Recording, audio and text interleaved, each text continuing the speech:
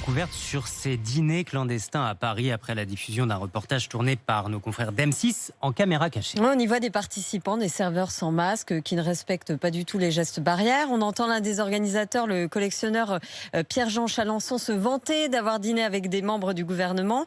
Margot Bourd, un rebondissement hier soir. Finalement, Jean-Pierre Chalençon est revenu sur ses propos.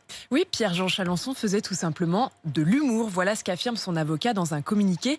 Maître Chedboun explique également que son client manie avec brio le sens de l'absurde et qu'il n'a pas dîné clandestinement avec des ministres. Il disait pourtant tout l'inverse dans le reportage diffusé vendredi soir sur M6. Si c'est de l'humour, c'est extrêmement grave, vient de déclarer sur RMC Nathalie Elimas, la secrétaire d'État à l'éducation prioritaire. Une blague d'ailleurs qui n'a pas du tout été du goût du procureur de la République de Paris qui ouvre une enquête. Oui, une enquête pour mise en danger de la vie d'autrui et travail dissimulé.